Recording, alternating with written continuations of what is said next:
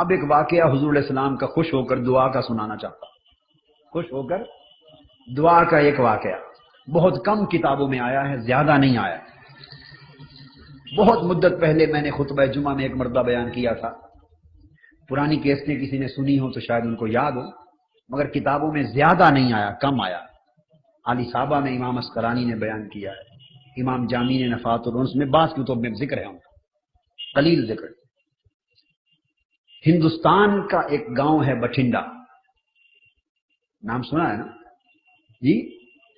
بٹھنڈا. اب یہ ایک محاورہ مشہور ہے کہ جو بی اے اور ایم اے کر لیتے ہیں یا ڈگریاں لے لیتے ہیں یونیورسٹیوں کی یا دین کی مدرسے کی فارغ التحصیل کی اور آتا جاتا کچھ نہیں، وہی ہوئی ڈگریاں لے لیتے ہیں، ان کو کہتے ہیں وایا بٹھنڈا اس نے پاس کیا ہے.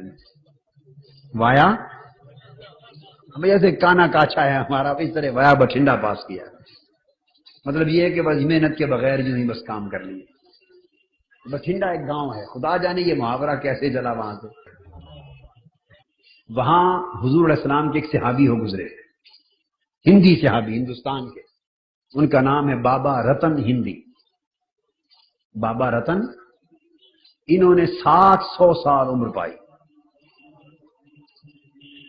آقا کی امت میں سب سے زیادہ عمر پانے والے 700 برس انسانوں میں بابا رتن ہندی. یہ حضور علیہ الصلوۃ والسلام کا جب بچپن تھا اس وقت بابا رتن ہندی کی جوانی تھی. یہ انڈیا سے شام کے ملک میں تجارت کے لیے جاتے تھے. بابا رتن ہندی جب صحابی ہو گئے، وہ واقعہ بعد میں آتا ہے، تو کچھ لوگ ان کے پاس 700 سال پھر آقا کے بعد عمر پائی. کچھ لوگ ان کے پاس آئے اور ان سے کہا کہ آپ اپنے مسلمان ہونے کا واقعہ سنائیں. ہندو تھے، بھئی آپ کیسے مسلمان ہوئے، کیسے صحابی بنے. وہ اپنی زبان سے روایت کرتے، اپنا واقعہ اسلام قبول کرنے کا بیان کرتے.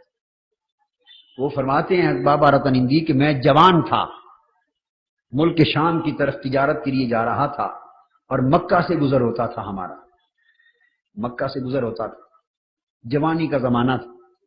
کہتے ہیں مکہ کے قریب ایک وادی تھی، مکہ کے قریب ایک وادی. وہاں مکہ والے قریشی لوگ یا دیگر مکہ کے لوگ بکریاں چراتے تھے. تھوڑی سرسبز وادی تھی، وہاں سبزہ تھا، ہرا بھرا مقام تھا، بکریاں چراتے تھے. وہاں ایک نہر بھی گزرتی تھی، پہاڑی نالے جو ہوتے ہیں اس طرح پہاڑی نالے تھے. کہتے ہم اس جگہ سے گزرے، سخت بارش ہو رہی تھی، پہاڑی نالے بھر کے بہ رہے تھے. کہتے میں نے دیکھا ایک چھوٹی سی عمر کا بڑا معصوم، بڑا خوبصورت، 14ویں رات کے چاند سے بھی زیادہ حسین چھوٹا معصوم بچہ بکریاں چرا رہا ہے، بکریاں چرا رہا ہے. اور میں نے دیکھا کہ بکریاں کود کر چھلانگ لگا کر آگے گزر گئیں، اور وہ چونکہ بڑا نالا ہے، معصوم چھوٹا بچہ ہے، چھلانگ نہیں لگا سکتا، پانی بھر کے بہ رہا ہے. وہ اس کنارے پر کھڑا ہے، کسی کی انتظار میں بھی کوئی آئے تو مجھے اٹھا کے اس نالے کے پار پہنچا. کہتے ہمارا نصیب کہ ہم وہاں جا پہنچے. میں سمجھ گیا. میں نے پوچھا اس خوبصورت حسین سے، میں نے پوچھا کہ آپ نے نالا پار کرنا ہے؟ اشارے سے، وہ عربی بولتے تھے، ہم ہندوستانی زبان تھی ہندی. وہ سمجھ گئے، اشارہ سر ہلایا جی.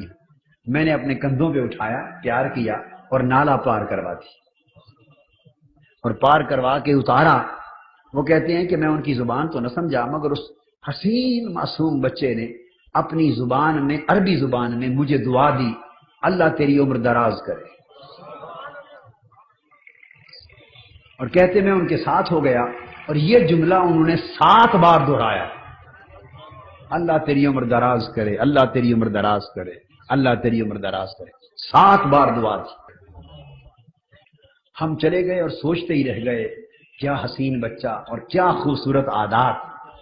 نالا پار کروایا اور 7 بار درازی عمر کی دعا کر رہا ہے. بچوں میں اتنا شعور تو نہیں ہوتا، کوئی غیر معمولی معاملہ. چلے گئے. کہتے ہیں برس مدت گزر گئی. اس کے بعد اس واقعے کو سمجھیں 50 سال گزر گئے، اندازہ زمانہ بیت گیا. بابا رتن ہندی کہتے ہیں کہ جنگل میں ہم ایک روز اپنے گاؤں میں بٹھنڈا میں بیٹھے تھے، 14ویں رات کا چاند چمک رہا تھا، اچانک دیکھا کہ چاند 2 ٹکڑے ہو گئے، اور تھوڑی دیر کے بعد چاند کے دونوں ٹکڑے مل گئے۔ ایک عجیب تشویش ہوئی، ایک عجیب حیرت ہوئی کہ یہ کیا واقعہ ہوا۔ جس سے پوچھیں اتنا تو کوئی لوگ بتائیں کہ چاند ٹکڑے ہوا تھا، یہ سبب معلوم نہ ہو کہ کیا ہے۔ کہتے ہیں ایک روز عرب سے کچھ تاجر آئے انڈیا میں، عرب کے تاجر، ان سے پوچھا، وہ مکہ کے لوگ تھے، انہوں نے کہا ہاں مکہ میں قریشیوں کا ایک جوان محمد نامی صلی اللہ علیہ وسلم ہے، اس نے نبوت کا دعویٰ کیا ہے، بڑے بڑے معجزات دکھاتا ہے، اور اس سے مطالبہ کیا کافروں نے کہ اگر آپ سچے نبی ہیں تو اس 14ویں رات کے چاند کو اشارہ کر کے ٹکڑے کر دیں۔ اس نے پہاڑ کی چوٹی پر بیٹھے تھے، انگلی کا اشارہ کیا، انشق القمر، چاند کے ٹکڑے ہو گئے۔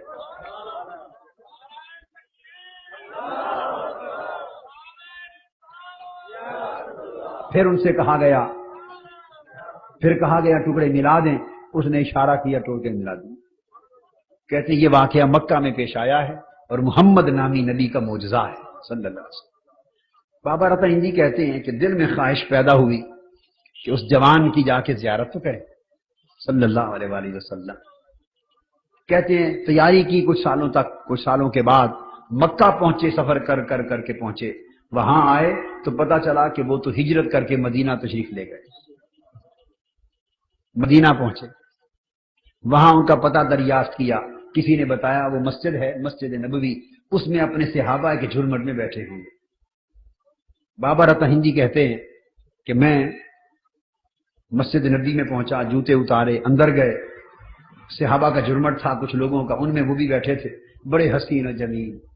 پھر 14ویں رات کا چاند دکھائی دیا، جا کے بیٹھے اور میں نے عرض کیا کہ جی میں ہندوستان سے آیا ہوں اور آپ کی نبوت کا شہرہ سن کر آیا ہوں، مجھے کوئی معجزہ دکھا دیں تاکہ میں بھی ایمان لے آؤں، کوئی معجزہ دکھا دیں تاکہ بولیے میں بھی ایمان لاؤں۔ اس پر وہ مسکرا پڑے اور فرمانے لگے، رتن ہندی تیرے لیے وہی بچپن کی دعا والا معجزہ کافی نہیں جب نالا پار کرایا تھا؟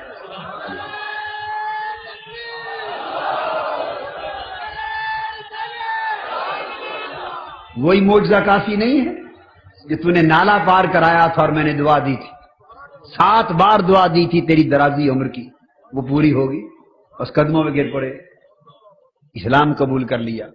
کہتے ہیں 15 دن حضور علیہ السلام کی بارگاہ میں رہے، جہاد میں حصہ لیا، واپس پلٹے، جانا دوبارہ نصیب نہ ہوا، مگر بچپن میں آقا خوش ہوئے تھے۔ نکتہ کیا سمجھا رہا تھا؟ کندھے پر اٹھا کر نالا پار کرایا، اتنا عمل تھا بس۔ ابھی ایمان بھی قبول نہیں کیا تھا، کافر تھے اس وقت، روزے نہیں رکھے، نمازیں نہیں پڑھیں، حج نہیں کیا، ابھی وقت آیا ہی نہیں مسلمان ہونے کا، اور آقا کی نبوت کا اعلان بھی نہیں ہوا۔ بچپن کا زمانہ، ایک نالا پار کرایا کندھے پہ اٹھا کر، دعا دی، خوش ہو کر، اللہ تمہیں سلامت رکھے۔ ہر دعا کے کلمہ پر 100 سال ملے، 700 سال عمر ہوئی۔ تو آج کی گفتگو کا لب لباب یہ ہوا کہ محنت کرو جوانوں، مسلمانوں، بچوں، بہنوں، بھائیوں، اتنی محنت کرو کس کام میں؟ حضور کو خوش کرنے میں، بس باقی ساری باتیں اس کے اندر آ جاتی۔ تھوڑی سمجھداری سے کام لو، اس جملے میں نے سب کچھ کہہ دیا۔ اتنی محنت کرو ہر اس کام میں جس میں آقا خوش ہو جائے، اور اتنے خوش ہوں کہ کبھی خوش ہو کے کہہ دیں جا تو سلامت رہے، تو نے ہمیں خوش کیا، رب تمہیں خوش رکھے، بس اس میں سب کچھ آ جائے۔ اب جہاں یہ بات میں نے بتایا